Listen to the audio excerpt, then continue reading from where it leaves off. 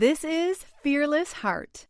Hello, friends. Thank you for joining me on Fearless Heart.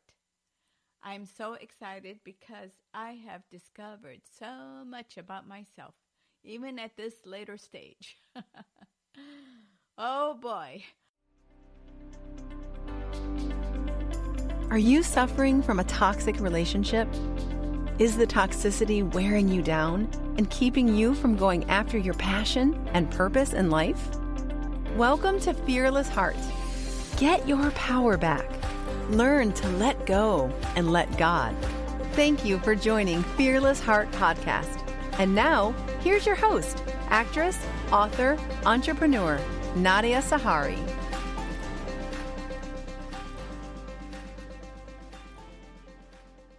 What I want to talk about, and I'm just going to make short segments out of this, short episodes, because I want you to look things up, ask yourself questions, and see if it applies to you.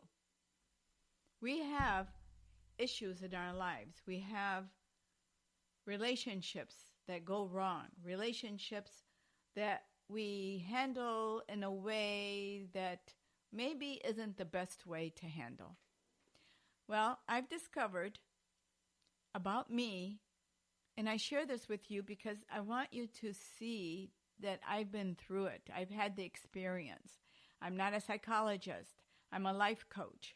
But I've had the experiences of so much in my life that I want to share and help you with your issues or your psychological problems and everything. And as you know, I do have psychologists on here and life coaches, relationship coaches.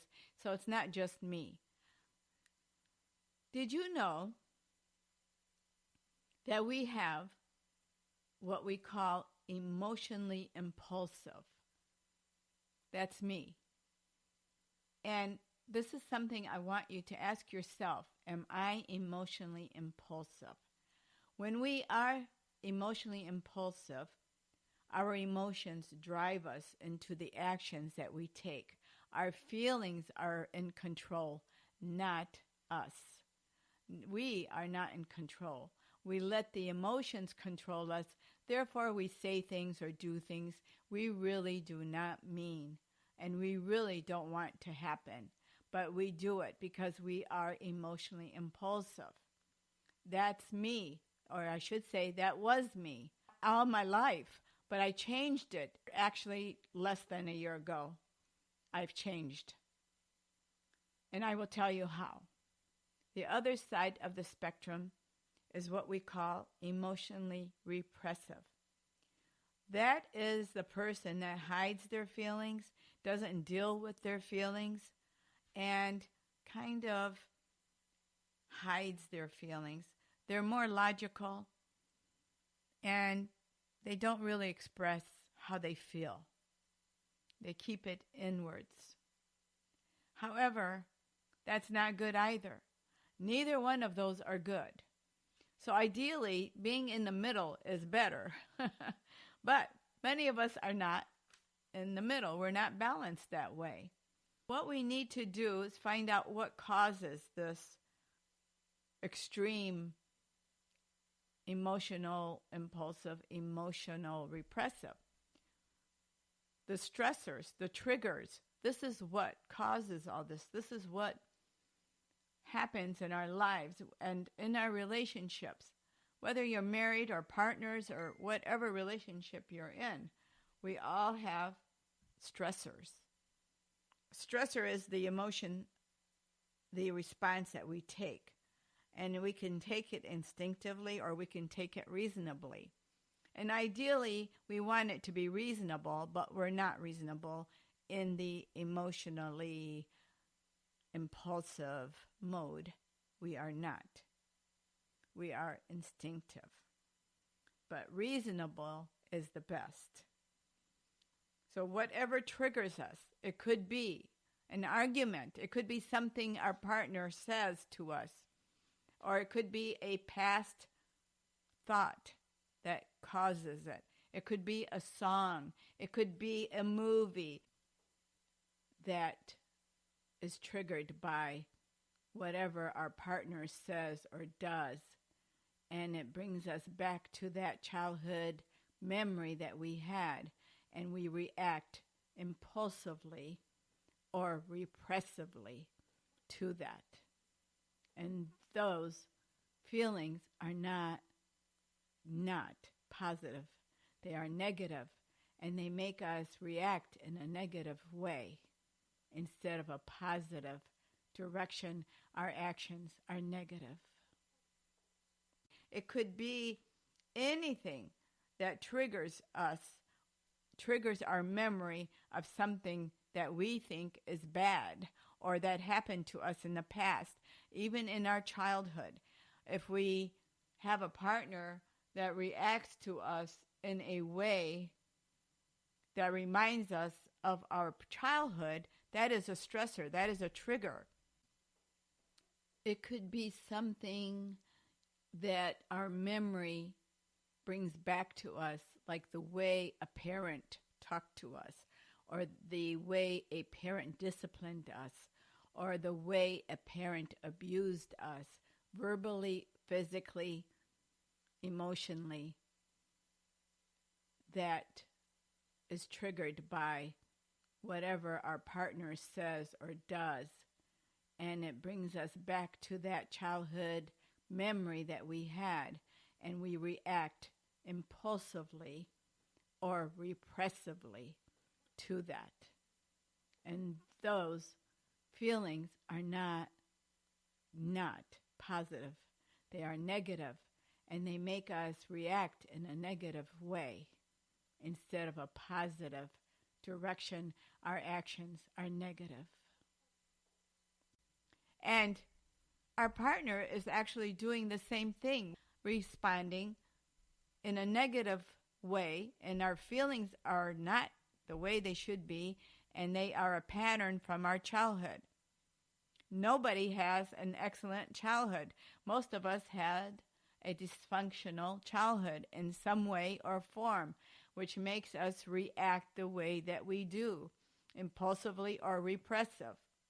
So the ideal way is to not be either one of those, but to take the time to cool down, to walk away, think about it, pray about it, go to God about it.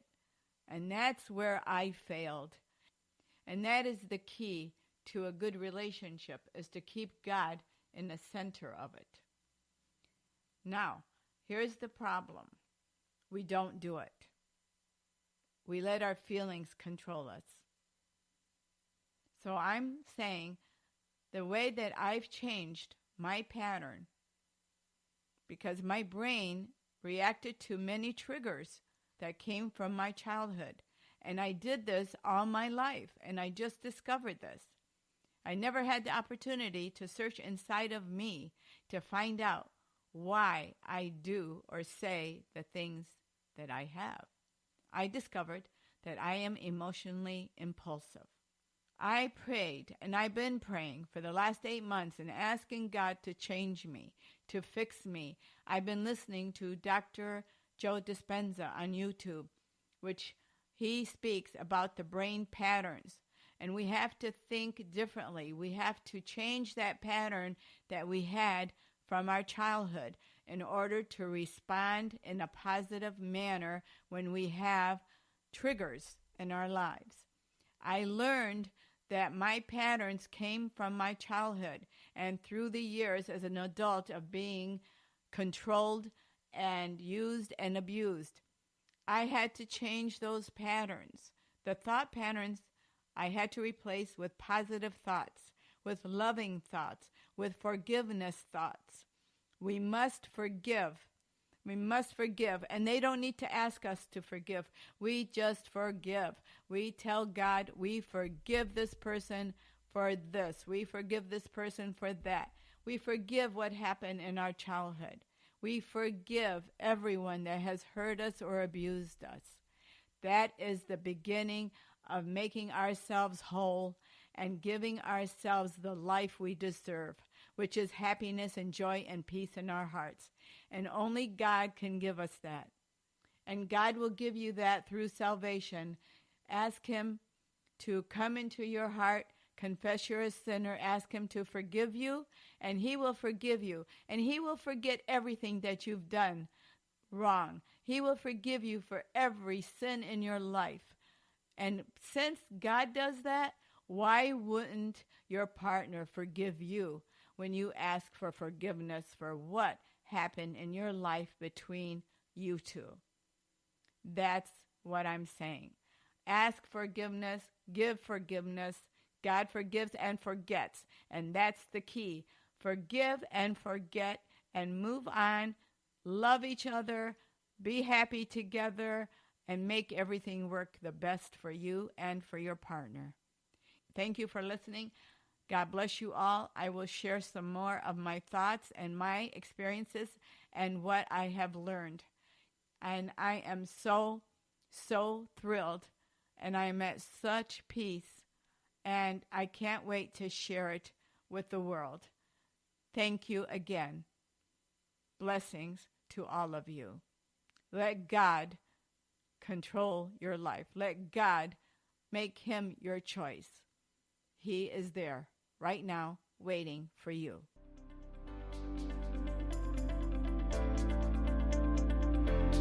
Thank you for tuning in to Fearless Heart with Nadia and her guests. Be sure to download the Nadia Sahari app at the App Store. For more info, episodes, and connections, be sure to visit our website, thenadiasaharishow.com. Share episodes with your family and friends. Follow the show on Spotify, iTunes, iHeartRadio, and Instagram. Are you ready to step out of the darkness and into the light? Are you ready to choose you? Be fearless.